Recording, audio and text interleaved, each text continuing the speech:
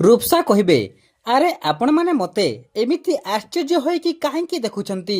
ମୁଁ ମହାପାତ୍ର ବଙ୍ଗଳା ଭିତରକୁ ପୁଣି ଥରେ ଆସିସାରିଛି। ମହାପାତ୍ର ବଙ୍ଗଳାରେ ଏଠି ଅନେକ ସ୍ମୃତି, ଅନେକ ଅନୁଭୂତି। ମୁଁ ଠିକ୍ କହିଲି ନା ଆଣ୍ଟି? ଦିନ ଥିଲା ଏ ଘରୁ ମୋତେ ଧକ୍କା ମାରି ବାହାର କରାଯାଇଥିଲା, କିନ୍ତୁ ଏବେ ଏବେ ହେଉଛି ଏ ଘର ମୋର। ପୁରା ମହାପାତ୍ର ପେନ୍ସନ୍ ଏବେ ମୋର। ପୁଣି କହିବେ, ନିମ୍କି ଦେଖୁଛି କ'ଣ? ଯା। ତାପରେ ନିମ୍କି ବାହାରକୁ ଯିବେ। ତାପରେ ମମତା କହିବେ, ରୂପସା ତୁ କ'ଣ ଭୁଲିଗଲୁ? ମୁଁ ତୋତେ କହିସାରିଛି ତୁ ଏବେ ଆଦର୍ଶ ସାମ୍ନାକୁ ନ ଆସିବା ପାଇଁ। ତ ପୁଣି ଏଠିକି କାହିଁକି ଚାଲି ଆସିଲୁ? ଏହାପରେ ରୂପସା କହିବେ, କମନ୍ ମମତା ଆଣ୍ଟି, ଆପଣ କାହିଁ ବ୍ୟସ୍ତ ହେଉଛନ୍ତି? ଆପଣମାନେ ଜାଣି ରଖିବା ଦରକାର ଆଣ୍ଟି, ଆପଣ ଯେତିକି ୱରିଡ୍ ନୁହନ୍ତି ତାଠୁ ଅଧିକ ୱରିଡ୍ ଆଦର୍ଶ ପାଇଁ ମୁଁ।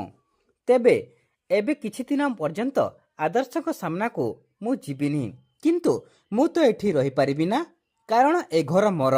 ଏ ଘରର ସବୁ ପ୍ରପର୍ଟି ଏବେ ମୋ ନାଁରେ। ଏଠି ଯଦି କେହି ବାହାର ଲୋକ ଥାନ୍ତି ତାହେଲେ ସିଏ ହେଉଛନ୍ତି ଆପଣମାନେ ସମସ୍ତେ। ତେଣୁ ଏଠି ଯଦି କେବେ କାହାକୁ ବାହାର ଯିବାକୁ ହୁଏ ତାହେଲେ ସେମାନେ ହେଉଛନ୍ତି ଆପଣମାନେ। ତେଣୁ ଆପଣମାନେ ମୋତେ ନୁହଁ, ବରଂ ମୁଁ ଆପଣମାନଙ୍କୁ କେତେବେଳେ ବି ଏ ଘରୁ ବାହାର କରିଦେଇପାରେ। ତାପରେ ସମସ୍ତେ ଏ କଥା ଶୁଣି ଆଶ୍ଚର୍ଯ୍ୟ ହୋଇଯିବେ। ଆଉ ଏପଟେ ପଲ୍ଲବୀଙ୍କ ବାପାଙ୍କ ସାଙ୍ଗ କହିବେ, ପଲ୍ଲବୀ ଆଜି ମୋର ବି ତୋ ବାପାଙ୍କୁ ଦେଇଥିବା ବଚନ ପୁରା ହେଲା। ଆଉ ଶମ୍ଭୁ ମୋତେ ଦେଇ ଯାଇଥିବା ଦାୟିତ୍ୱ ବି ପୁରା ହେଲା। ଏଥର ମୁଁ ଶାନ୍ତିରେ ମରିପାରିବି ମା। ତାପରେ ପଲ୍ଲବୀ କହିଲେ, ପ୍ଲିଜ୍ ଅଙ୍କଲ, ଆପଣ ଏଭଳି କଥାବାର୍ତ୍ତା କରନ୍ତୁନି, କାରଣ ଏ ଦୁନିଆରେ ମୋ ବୋଲି ଏମିତି ଆହୁରି ଅନେକ ଝିଅ ଅଛନ୍ତି ଯେଉଁମାନେ ବାପର ଟିକେ ସ୍ନେହ ପାଇବା ପାଇଁ ଛଟପଟ ହେଉଛନ୍ତି, କିନ୍ତୁ ପାଇପାରୁନାହାନ୍ତି। ଆପଣ ମୋ ଜୀବନରେ ବାପା ଶମ୍ଭୁ ଅଙ୍କଲଙ୍କ ଅଭାବ ପୁରା କରିଦେଲେ।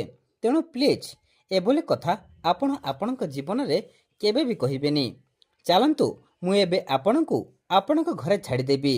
ତାପରେ ମୋର ଯୁଆଡ଼େ ଯିବାର ଅଛି ମୁଁ ଯିବି। ଆସନ୍ତୁ।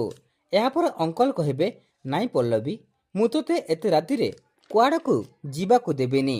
ଆଜି ରାତିଟା ତୁ ମୋର ଘରେ ରହିବୁ। ଏଭଳି ସକାଳ ହେଲେ ତୋ ଯୁଆଡ଼େ ଯିବାର କଥା ତୁ ଯିବୁ, କିନ୍ତୁ ଯେଉଁ ଲଗେଜ୍ ଅଟୋରେ ରଖିଛୁ ଏଠି କ'ଣ ପାଇଁ ଆଣିଥିଲୁ? ତୁ କୁଆଡ଼େ ଯିବୁ ମା? ତାପରେ ପଲ୍ଲବୀ କହିଲେ, ମୁଁ ମହାପାତ୍ର ଖାନଦାନର ଗାଁ ଘରକୁ ଯିବି ଅଙ୍କଲ। ସମସ୍ତେ ବାପା ଆଉ ଆଦର୍ଶକୁ ସେଇଠି ନେଇଯାଇଛନ୍ତି। ତ ଦର୍ଶକ ବନ୍ଧୁ, ରୂପସା କ'ଣ ସତରେ ମହାପାତ୍ର ଫ୍ୟାମିଲିକୁ ବାହାର କରିଦେଇ ପାରିବେ କି? ଆମକୁ କମେଣ୍ଟ ମାଧ୍ୟମରେ ନିଶ୍ଚିତ ଭାବେ ଜଣାନ୍ତୁ।